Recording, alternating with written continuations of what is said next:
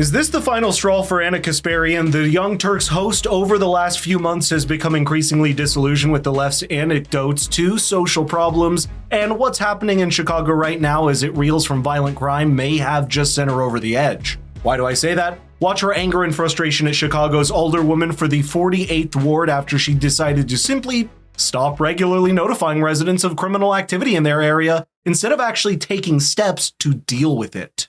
As shootings spike in Chicago, one local politician is basically attempting to cover it up by making it harder for local residents to get crime alerts. Instead of actually addressing the spike in shootings, she's just trying to hide the fact that she's not doing her job by hiding the facts from her constituents. Informed by research that demonstrates how over-reporting of crime leads to an inaccurate public perception about crime rates and negatively impacts our most marginalized and underserved neighbors. Well, those marginalized and underserved neighbors are the individuals who are the victims of these crimes.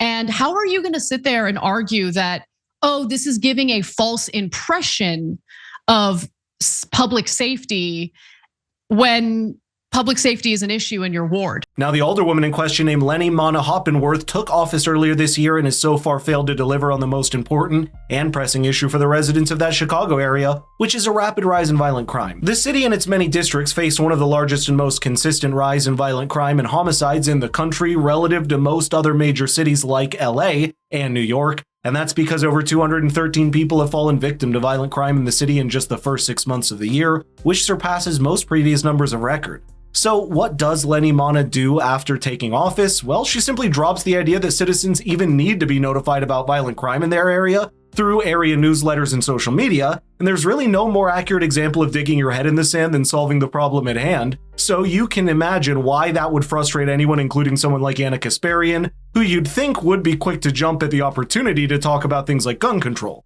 But it's at least a change that she doesn't have blinders on and actually realizes how much of the violent criminality and unsafe neighborhoods and downstream from the ignorance and incompetence of people that lead the city. You can gauge that by her reaction here. Just ignoring it and pretending like it doesn't exist. It does exist. It is a problem that gets worse, that has been getting worse weekend by weekend, at least this year in Chicago. And there needs to be solutions. Just hiding the statistics from the general public and then gaslighting them. Like, if I hear another person in my ear about it's a false impression, it's a false perception. I'm a smug lib who lives in a super wealthy part of town and doesn't have to deal with shootings every single weekend, but I'm a good person. So I'm just gonna brush off people who are concerned about these issues in these parts of town by saying that they have a false perception of rising crime. Don't you feel the same about the condescending reasons that are even given for that refusal to freely report crimes? By the way, let me read you a part from a lengthy blog post that the alderwoman Lenny Mana Hoppenworth wrote, which is chock full of typical leftist language without any good reason to support her move. It reads, and I quote, "Based on feedback from our neighborhoods and commitment to our values of empowerment, anti-racism, and community, our office is updating our public safety alert system. Our updated alert system is based not only on input from our community, but is also informed by research from recent years that shows how over-reporting of crime leads to an inaccurate public perception about violent crime rates and negatively impacts our most marginalized and under-deserved neighborhoods." Anti-racism, is that what masks the real reason for preventing her constituents from tracking her progress on tackling crime? For the longest time, citizens of the 48th Ward have used social media and community email services to alert each other about criminal activity as well as seek help in case they were harmed. For a politician or public office holder, that level of knowledge and awareness in citizens may be politically inconvenient, but it still serves a vital nervous system that keeps neighborhoods huddled together and aware enough to keep safe. Those systems include not just an email newsletter service that will now only deliver crime-related news to people that actively go out of their way to opt into it, which a lot of people just don't do. And it also includes things like profiles on X that regularly update citizens on criminal activity in their area, and localized social media apps like Nextdoor, which administrators can use to send out timely alerts. But if you look at the reason that's supposedly being given, you realize that it's more political than anything else. For several years, the idea of disproportionate intraracial crime in the African American community in Chicago has been used as somewhat of a racist trope by those on the far right, but that doesn't mean that the stats around it don't deserve a deeper look in order to solve that problem in the first place. Statistically, most of the victims of homicide are African American, and so are over 80% of perpetrators of the homicide. That's despite the fact that the African American community forms just 30% of the city's 2.6 million population. Those statistics can and should be discussed without being burdened by far-right interpretations because they stem from inadequacies in education, familial structure, and employment that deserves dire government attention. But that is attention that the government does not want to give. Bill Maher made a similar point once on his show, which reveals that there's a large contingent of people both on the left and the political center that see this issue with greater nuance. Like Chicago, like most of the shootings are young black men killing other young black men. Is that not correct? Yeah, that's correct. Okay, much more than what the cops do. Why doesn't anybody talk about that? Well, I mean, why aren't there, 100 giant black celebrities who would have the respect of those people saying, what are you doing to yourselves? Why are you killing each other? This is no way to live. This dishonors our community. Come on. We're better than this. Right.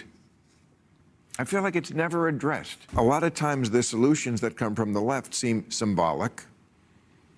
They don't seem like we're actually addressing what really needs to be done. It's hard to argue with that, and it reflects a realization that this problem isn't going to solve itself anytime soon. It requires tackling the deeper societal problems from where criminality springs instead of putting on blindfolds and pretending they don't exist. That's why much of the leftist Democrats have failed to tackle the crime problem. It's either because they're too fixated on guns as the sole culprit, or it's because of things like this that don't even show a seriousness in wanting to resolve the issue.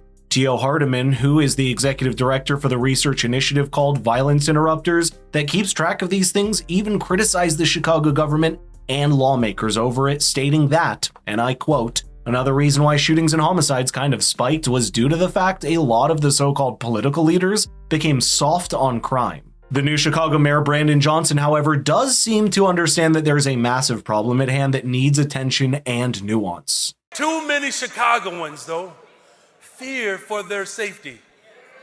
And when they walk down the streets to get groceries or drive to the gas station, because our city's homicide and violent crime rates have consistently outpaced our peer cities. Our public transit is unreliable and unsafe, so much so that many parents refuse to let their children ride, even when the CTA could be the pathway to opportunity and enrichment. It remains to be seen how fast the impact of those policies trickle down. Meanwhile, I think we're seeing people like Ana Kasparian realize that it is increasingly becoming hard to defend one political side or party over the other, and that means her political pendulum may be slowly swinging back from the left toward the center. We'll have to wait and see where it goes from here.